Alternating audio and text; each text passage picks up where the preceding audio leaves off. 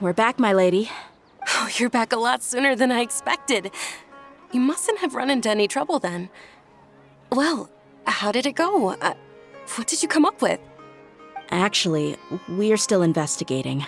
It's just that we've discovered something strange. I see. The clues you found have led you back here, in the city? Something like that. Yeah. You all look a little dispirited. Whatever you found must not have been very encouraging after all. Why don't you discuss it with me? Maybe I'll be able to say something to cheer you up? It's okay, my lady. It's not so much about me being upset with my father or anything like that. How should I put this? So something is wrong. Even the Traveler and Paimon have been uncharacteristically quiet. On any other day, Paimon would have already waved to me with a smile and shouted, "Dunyarzad, we're back!" So tell me, what happened? Well? My lady, please prepare yourself for what we're going to tell you next. It concerns the Master. The Master? You mean my father? Okay, I understand. Don't worry about me. I'll listen as attentively as I can. My father has been supplying goods to Dakan al-Akmar? Yeah, it makes as little sense to us as it does to you.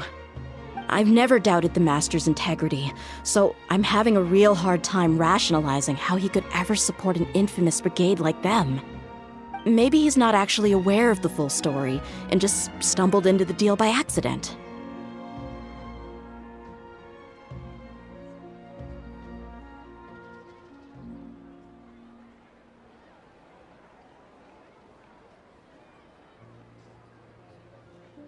I can't help but agree with the Traveler.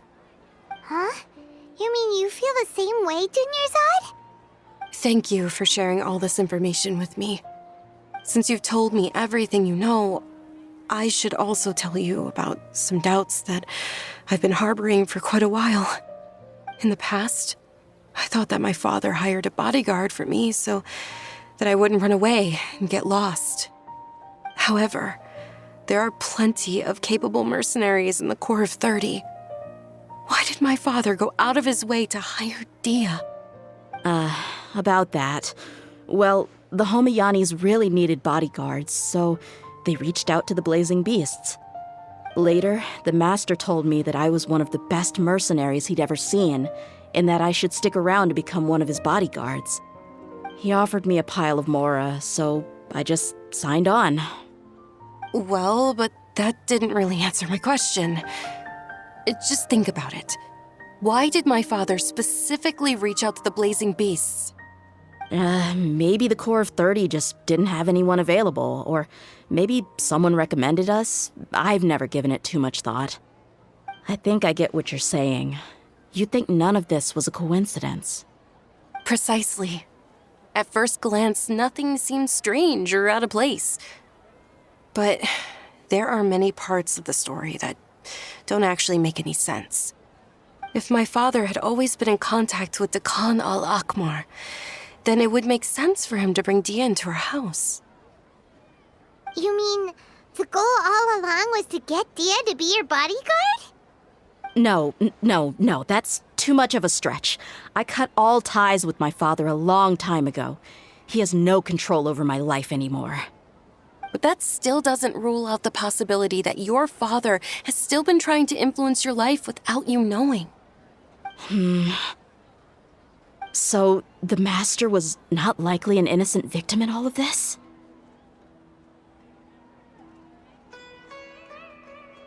Sorry we put all of this on you so suddenly, Dunyarzad. It's okay, Paimon. I should actually be thanking you.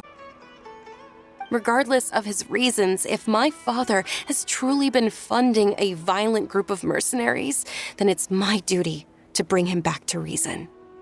But is that really the right thing to do? My father has committed many atrocities and deserves all the punishment that he has coming to him. I have zero sympathy for him. You may call me an ungrateful child, but my feelings will remain the same. However, the Homiyani family has treated me with nothing but generosity and kindness. If we decide to investigate this further, we could end up implicating the entire Homiyani family. I would be biting the hand that's fed me over all these years. Tia. It's all right, Dia. If anyone were to ask, you could always just say that I'm the one who instructed you to get to the bottom of this. You don't have to do that, my lady. I'm not conflicted because I'm afraid of taking responsibility. Besides, you're the one we should all be worried about right now. Hey, it's still too early to give up hope. What was that thing about friendship again? Right, yeah, trust! You said that yourself, Dia. Besides, there's no point on getting all riled up before we've confirmed all the facts.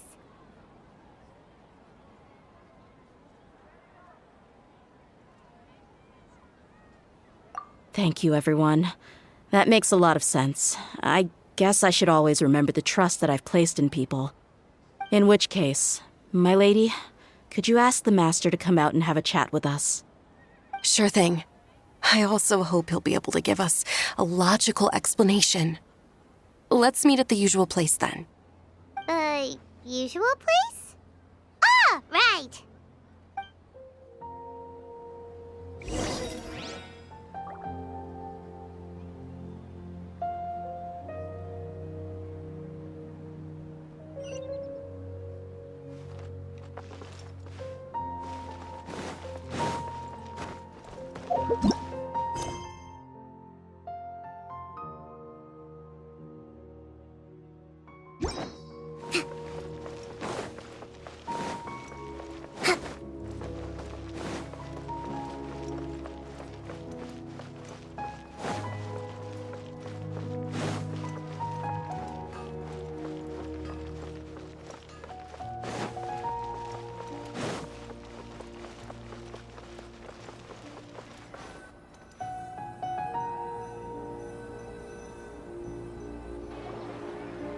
Thank you for coming, sir.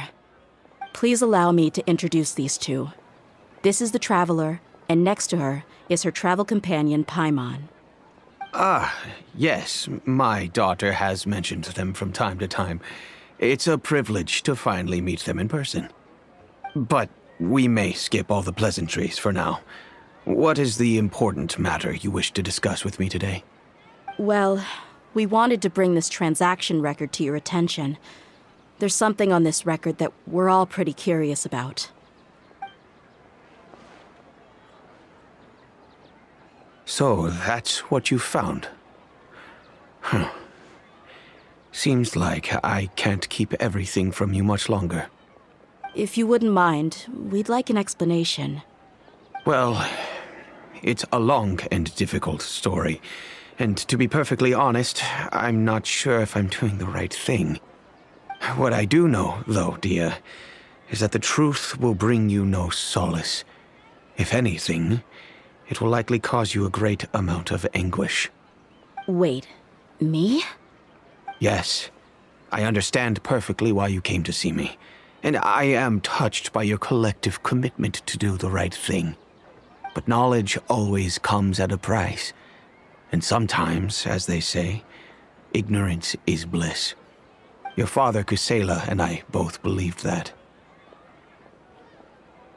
Of course, you have the right to seek and learn the truth, but I must warn you. The facts of this matter may reduce everything you've built for yourself into sand, blowing in the wind. If you must proceed, then Kusela's heartfelt efforts will also fade into the wind like a fleeting mirage. His heartfelt efforts? I'm sorry, sir, but I'm not sure I follow. I've made it this far in life without a single drop of my father's support. I have my own ideals and ways of looking at the world, as well as people and causes that I've chosen to cherish and fight for. None of these things have anything to do with him. I came here today to support you as the head of the Homiyani family. No warning will change my stance on that.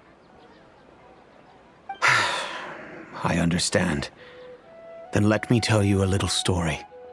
Our family once needed to take a trip to the desert when Dunyarzad was just a baby. Along the way, we were attacked by bandits. They had superior numbers and quickly overpowered our bodyguards. When all seemed lost, a group of passerby Eremites lent us their support. Those Eremites were Kusela's brigade, Dekan al-Ahmar.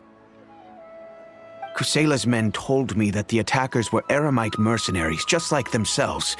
I was shocked. Why would Dekan al-Ahmar go so far to save us and not spare the fellow Eremites? Kusela was grinning and walked over to play with baby Dunyarzad. She was startled by his unfamiliar face and nearly started crying. Really? I never knew. He said that he had no particular reason to help us. He just took pity on us because he had a daughter about the same age. We started talking about our children, and I sensed that he was a devoted father. To repay his kindness, I hired his brigade to help out at our estate for a time and offered everyone generous remuneration. So, that's what happened. It was many years before I saw him again. I almost didn't recognize him the next time he came knocking on my door. The man I knew to be strong and healthy had been reduced to a shell of himself. He couldn't even walk anymore without his cane. So, what happened to him? He was perfectly fine when I left the brigade. I'm not too sure myself. The only thing that didn't change was his cheery disposition.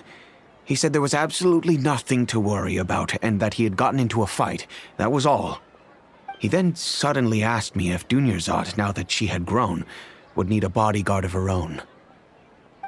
At the time, Dunyarzad was going through a particularly severe bout of her Elazar.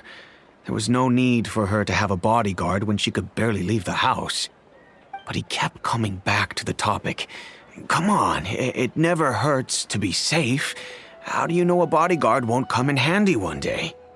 I was completely lost at first, until he recommended the Blazing Beasts, and in particular, a mercenary named Dia. So he was the one who recommended Dia to you. Indeed. He didn't say it out loud, but it was clear that he saw Deshret's relics as an evil group who would eventually corrupt every member in their ranks.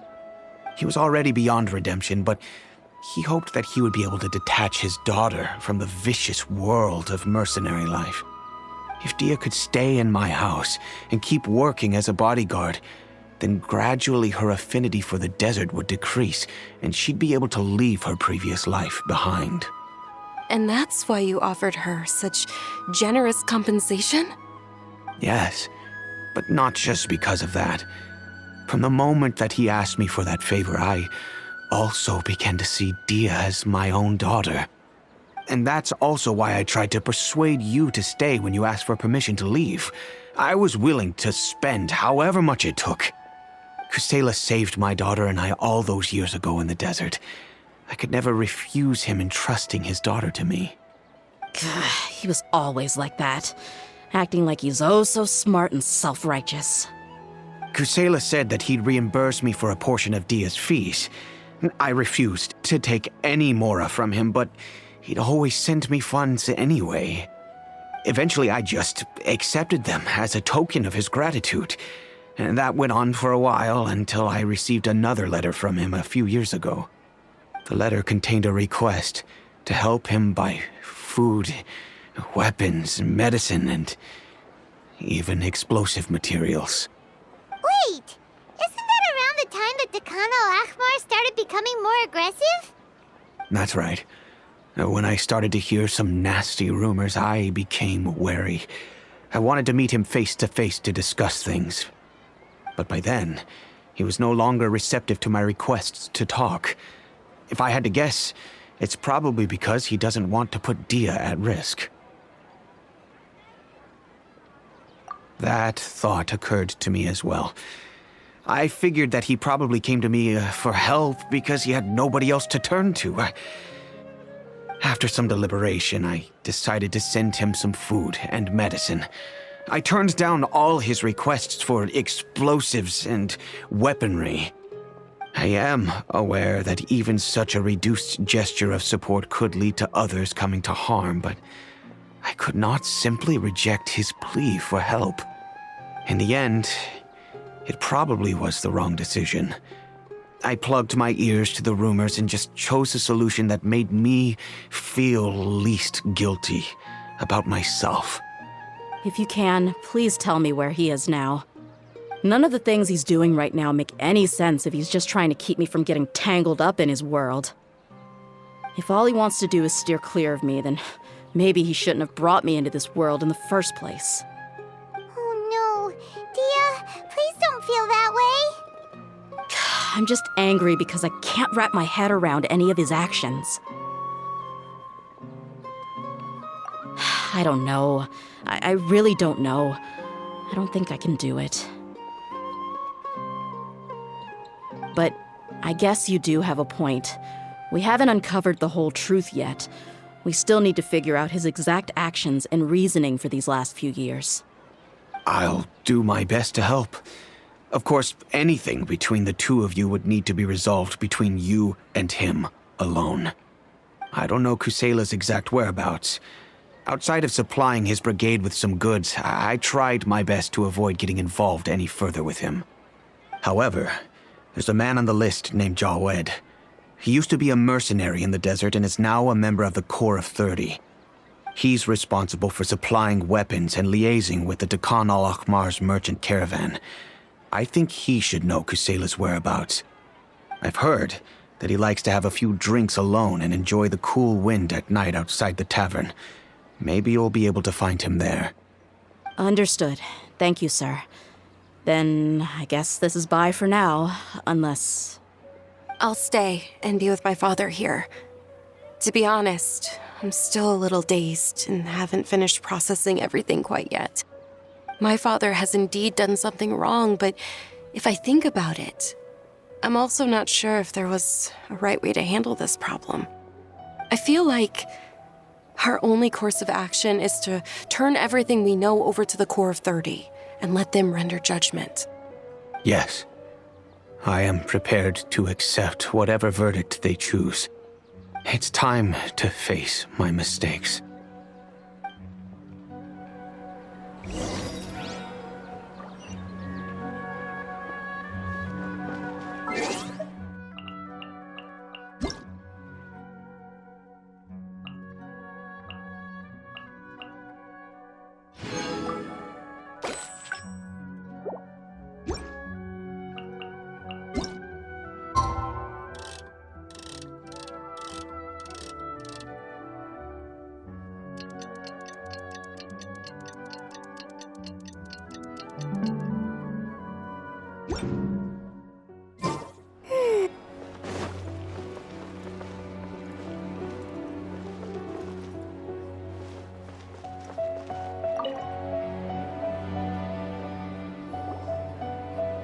Huh? Who are you guys? I know what you've been up to. Smuggling weapons to violent brigades in the desert while working for the Corps? Pretty bold, if you ask me. Shh! Keep your voice down. How do you know all that? Come with me. We should take this elsewhere. I'll be happy to talk things over once we're somewhere private.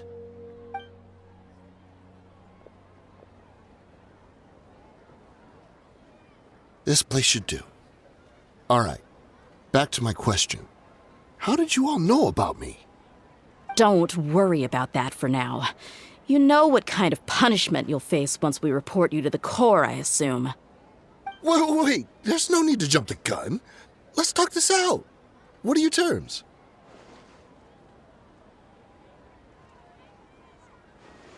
So what's in it for you anyway, Mora? Well, I was a little tight on money at the time, and Kusela took good care of me in the past. I weighed it in my mind, and I couldn't find a reason to turn the opportunity down. I wouldn't only be helping my benefactor, but I could also make some quick mora. Let me tell you how it is. We're investigating Khan al-Akmar, and we're gonna put an end to their operations. If you provide some help for us, then we might just put in a good word later to reduce the terms of your punishment. Hey, why don't we discuss this a little first? Listen, I made quite a bit of mora from my last run. You just give me a number, and I'm sure we can... Shut it. My patience is running out. You should know when a mercenary is after something other than money. All right, sheesh. But you gotta promise you'll put in some nice words for me later. They're always on the move. Here's the spot they were at the last time I made my delivery to the desert. Feel free to go have a look. I'm just telling you though, it's not on me if they're not there anymore. Sure. And then you can forget about any nice words from us. Hey, come on. Now you're just being unreasonable. Really? And how do I know you're not leading us straight into a trap? Don't forget, you're the one with no bargaining chips. All right, I get it. Why don't you go take a look, and if they're not there anymore, I'll try to figure out something else for y'all. Now that's more like it. Let's move. And as for you, try to stick around the city until we get back. You don't want us to call the folks from the Corps and have them drag you back to the city.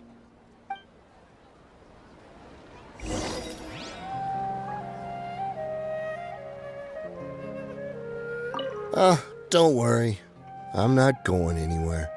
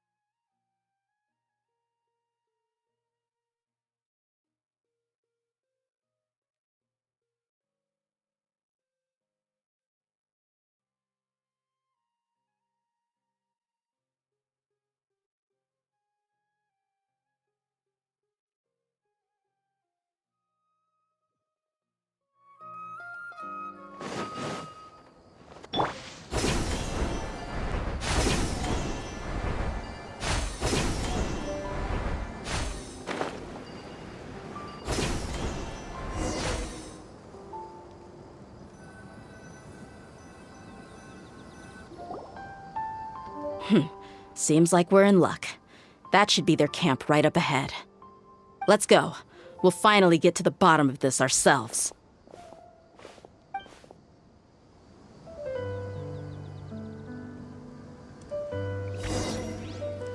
I'm here to see Kusela. Tell him to get out here. Yeah, why are you here? There is no escape. Stabilize! Hold the line.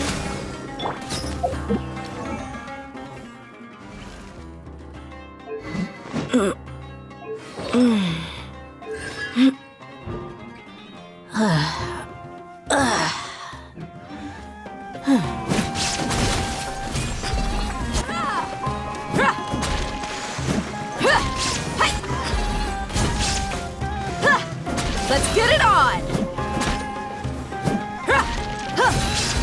Yeah!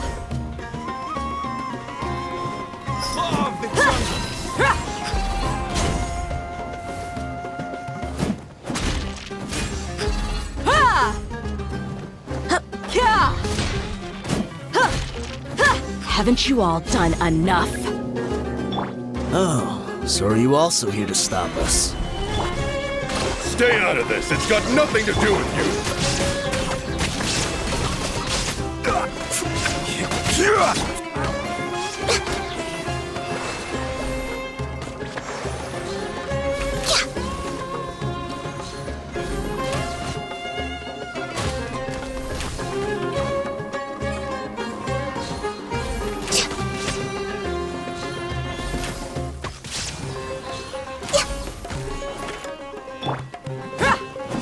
love!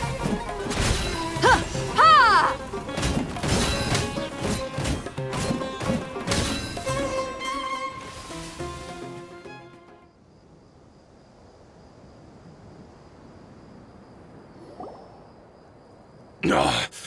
She's so strong! Enough fighting. We all know each other, and I don't want to take things too far. Just bring Kusela to me. There's no use hiding him anymore. Did you understand a single word I just said? Or do I need to bash your skull in some more? All right, everyone, let's all just calm down for a second. Dia, the boss can't come out and see you anymore. He died a long time ago. What? Seems like you've been out of the loop for a while. Guess that's for the best, though. At least, that's what the old man wanted. When did he die? What happened to him? A few years ago, Kusela broke up Dakan al-Ahmar and went to the Deshret's Relics headquarters by himself. So is that when you guys started acting up? We would prefer to call it taking revenge. Every last person in Deshret's Relics must pay in blood for what they did.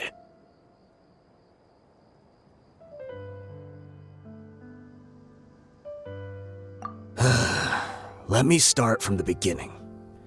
Dia, do you know how the head of the Relics maintained order internally? Overwhelming strength and unquestionable authority? Those were a part of it, yes. But just those on their own weren't enough. They had another tool at their disposal. They called it a person's record. Regardless of whether they joined by their own will or were coerced, every person in Deshret's Relics were forced to leave a record of themselves at headquarters. Whether it be their deepest sin, some unforgivable act, or their most immoral exploit, the record served both as a symbol of loyalty and the perfect material for blackmail.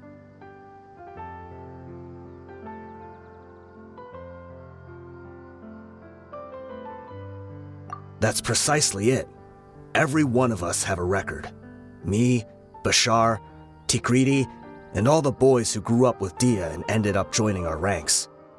But you, Dia, you were never asked to provide a record, were you? I never even knew this was a requirement.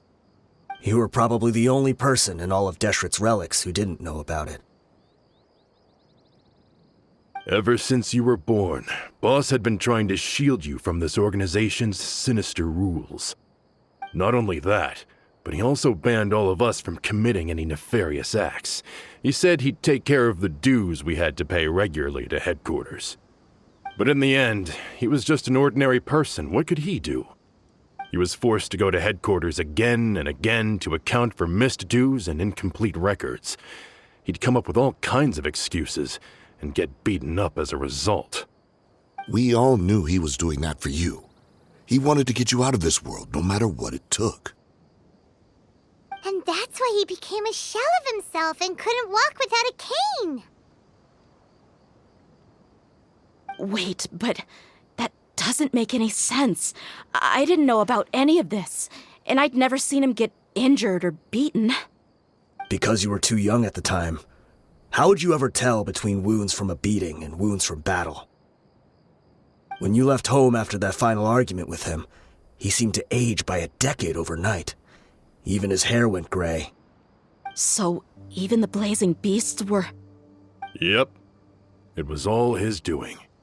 Had he not arranged them to come to you, you probably would have been reduced to a pulp before you ever left the desert. A few years ago, Boss said he needed to make another trip to headquarters.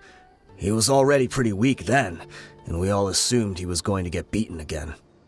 I suggested that he hand the role of leadership over to me, but he said there was no longer any need, since the Khan al-Ahmar would soon be no more.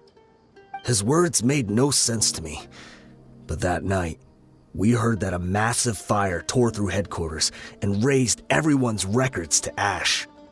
Everyone gained their freedom that night. Many members fled, not just from our ranks, but from the other brigades as well. But how could we leave with a clear conscience? All of us who knew exactly what had happened. The boss can't have just died for nothing. Those heartless jerks at headquarters took him from us. From that point on, the sole purpose of Dakan al-Ahmar became revenge. The big fire that Boss started was quite a blow to headquarters' strength. It's given us the opportunity to launch our attack. Even though we're outnumbered, we vowed to see our revenge through to the very end. There were people from headquarters who changed their names and went into hiding. Some fled to other brigades, and others escaped to the rainforest. But we won't let any of them escape our wrath. They'll all pay for what they've done. We've suffered plenty of losses as well. To keep going, we need an enormous amount of supplies, from food and medicine to weaponry and explosives. All we can do is exchange our loot from Mora, and then use that to get supplies. We forged Boss's handwriting and sent out many letters to his former friends. Thankfully, many people were willing to come to our aid. We were also able to attract many mercenaries who shared our goal. We've endured unspeakable pain to win many impossible battles.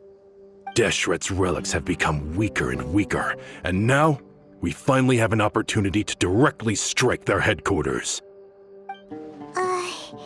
Paimon doesn't know what to say anymore.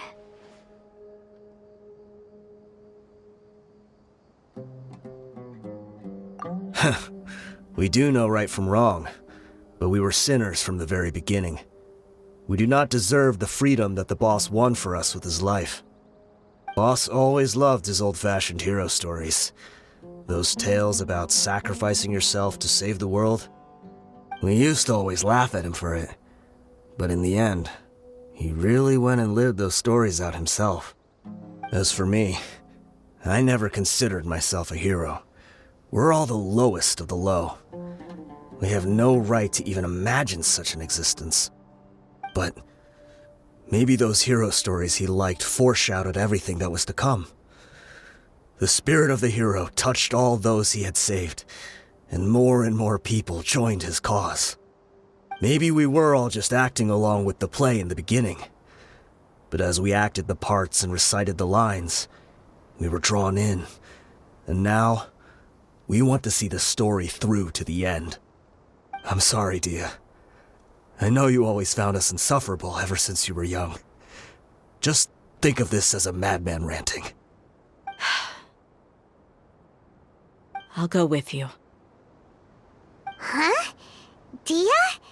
You want to go with them? I grew up with these guys, and I know they're not bad people. It's just that some situations get so bad that it's difficult to tell good from evil. All I know is that Deshret's relics must be destroyed. Furthermore, I want to go see the place for myself. I want to know if my father is still there. I know you don't want to get involved in this, so there's no need for you to tag along. I can do this on my own.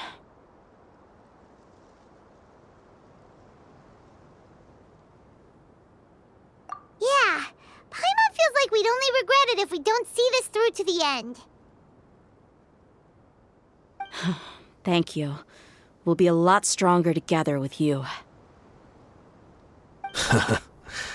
I bet Boss would lose his mind if he ever knew you'd join us at the very last moment like this. Considering all the losses and injuries we sustained, we can't afford to turn down someone as powerful as you.